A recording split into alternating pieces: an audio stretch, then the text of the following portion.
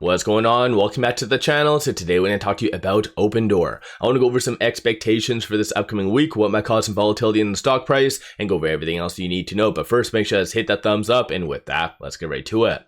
So this upcoming week is going to be huge for Opendoor, only because one massive catalyst generally for Opendoor is rate cuts and potential rate cuts.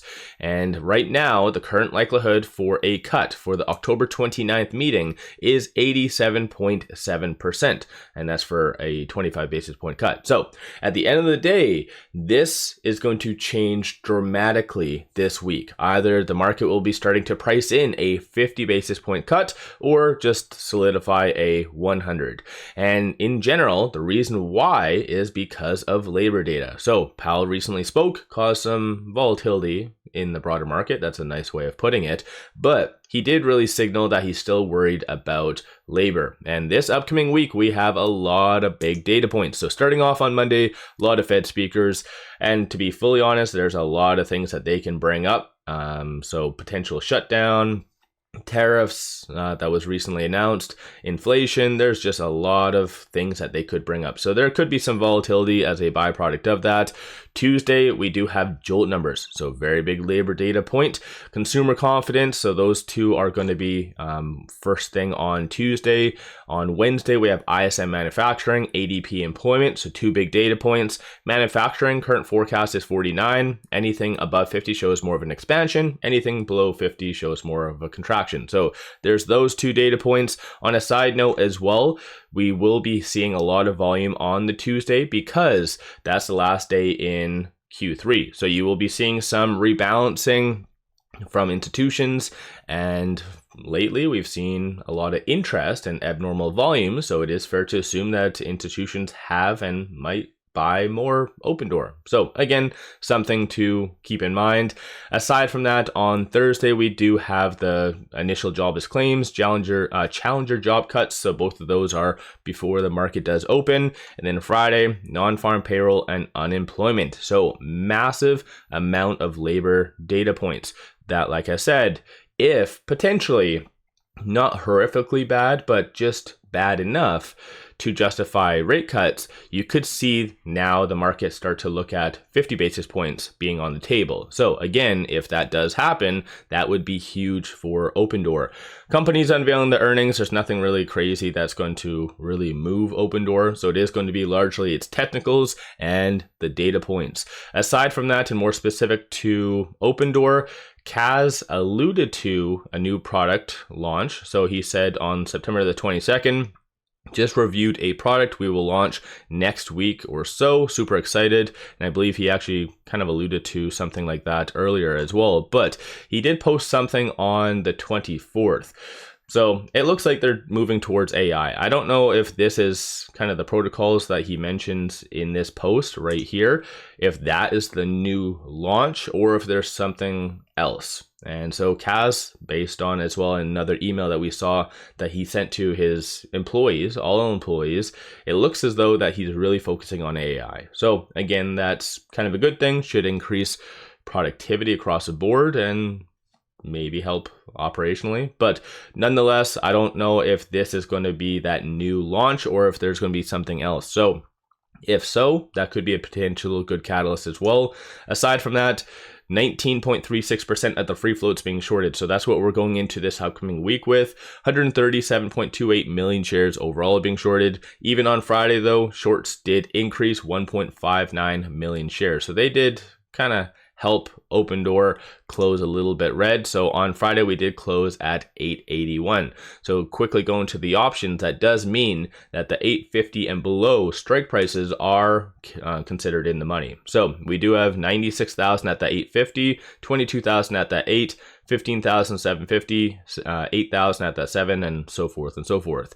And so in reality, you could see a little bit of a bump up going into next week as market makers will have to cover the 850 and below strike prices. It is fair to assume that they've already covered most likely the 750 and below, I would assume, but we haven't really seen any crazy transactions after hours on Friday on either the secondary market or the dark pool. A couple of big ones right here, so 1.7 million, 7 million, but not enough to kind of cover all of that. Looking forward into this upcoming week, you have 12,000 at the 8, 39,000 at the 850, 26,000 at the 9, 13,950, and then 37 at the 10, and then again blah blah blah, so forth and so forth. So best case scenario, Opendoor does close above, let's say 1050. That could cause a nice little bit of a domino effect going into the following week. But from a bull standpoint, you see a consensus for it to be kind of around that 10 to 1050. Bears are anticipating for it to be sub 750 to 8. So you kind of have a little bit of a back and forth where we did close. So we'll just have to wait and see. I think in reality, it's all going to come down to the data points. So a lot of the labor data that I mentioned and how the market's going to truly digest and analyze all that. Aside from all that though, with 881, it is smack dab in the middle between this S1 and this S2. So 843 is going to be a strong support.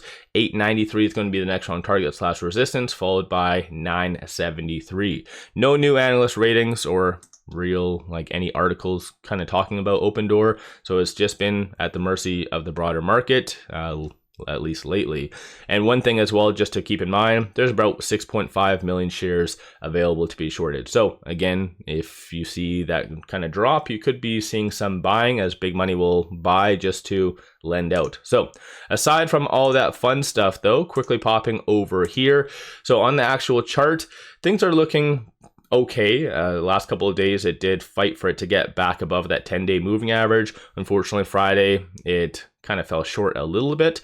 So that does mean that there's a little bit of a slowing for the momentum. Market position though, this is where you see a lot of willing sellers. So if Opendoor does really hit hard and goes and kind of appreciates first thing, you could see a dent in that, but this is definitely quite significant.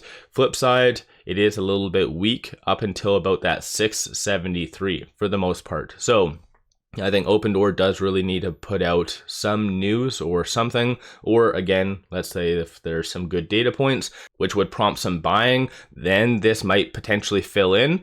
But based on this, it does look like there's a little bit more potential for some consolidation first thing. But as I've already mentioned, I do believe it's going to simply come down to the data points. And you never know. Given the circumstances and that most recent purchase, that was about 44 million. I think it was on Tuesday or Wednesday or whenever it was last week.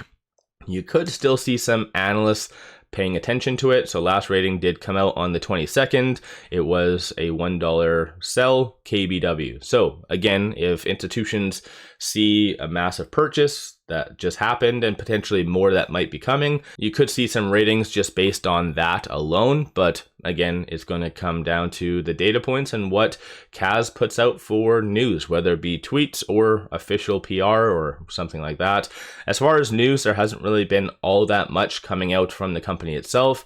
And looking at the general flow, algos were kind of the big attributing factor on Friday. Not so much the whole week, but Friday, I think it was just being artificially suppressed. So I think at the end of the day, Opendoor is going to do okay for the most part, but it, like I said, will come down to whether the company puts out news. So in my opinion, I do feel, given the circumstances, it's going to be extremely volatile, most likely touching this S3 at some point this week, as well as flip side, touching this pivot point. So it's going to be a lot of volatility. So if you haven't researched options, definitely do so, because you can make some pretty good money on like swings, or whether you just day trade or whatever else. But in my opinion, I do feel we will be closing slightly green, so between this pivot and this S1 by the end of the week. And that is only because the market will start to either solidify and price in a 25 basis point cut at least, or start to assume a 50 basis point potentially could be coming. So let me know your thoughts on Opendoor in the comments below. One thing that I have been really monitoring is money market activity. So based on last week, you did have this. So there was about $31.15 billion that left both crypto and equity to go back into money markets. So you're not really seeing that big rotation start to occur. So there is still a certain level of fear in the broader market, and this is why money markets are sitting at $7.31 trillion. So potentially, if the market starts to price in, let's say a 50 or 25 basis point cut, then you could see more of a rotation back into, for instance, equities. So again, that could cause a nice bigger rotation, pushing everything higher. So again, that could be coming maybe this week or potentially the following week. So let me know your thoughts on that. Don't forget to hit that thumbs up and subscribe. Hopefully everyone's having an amazing weekend. One final thing, pop over to my Patreon if you're looking for some solid buy signals on stocks, options, crypto, many of which have been absolutely on point. So I put out daily day trades, numerous swing trades. Pop over there and take a look if you are interested. With all that said, appreciate all of you watching.